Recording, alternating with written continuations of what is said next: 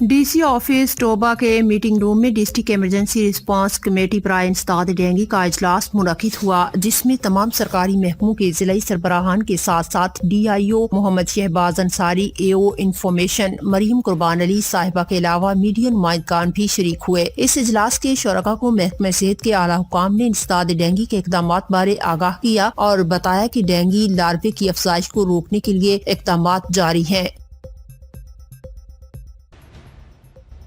Bahawal Nagar election کی گہما گہمی عروج پر میاں انعام شوکت لالیکا کا پینل تشکیل دے دیا گیا۔ چک امیر لالیکا میں میاں انعام شوکت لالیکا نے اپنے پینل کے ہمراہ پریس کانفرنس کی، جس میں صحافی برادری سمیت حلقے کی عوام کی کثیر تعداد نے شرکت کی۔ کانفرنس کا آغاز تلاوت کلام پاک، نعت رسول مقبول اور قومی ترانے سے کیا گیا۔ اپنے خیالات کا اظہار کرتے ہوئے میاں شوکت علی لالیکا مرحوم کی تعریف کی، جس کے بعد میاں انعام شوکت لالیکا نے آنے والی عوام کا اور میڈیا نمائندگان کا شکریہ ادا کیا۔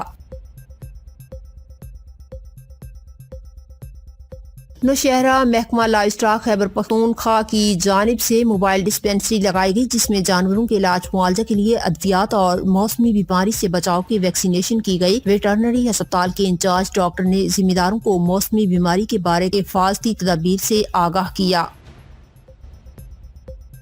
عوامی تحریک کے مرکزی صدر لال جروار نے کہا ہے کہ نگراں سرکار پیپلز پارٹی کی بی ٹیم ہے، صرف نام تبدیل کیا گیا ہے۔ نگراں ایک ڈرامہ ہے جس نے پیپلز پارٹی کی خرابیوں کو جوں کا توں بحال رکھا ہے۔ ان خیالات کا اظہار انہوں نے آزاد پریس کلب میہر کے صحافیوں سے گفتگو کرتے ہوئے کیا۔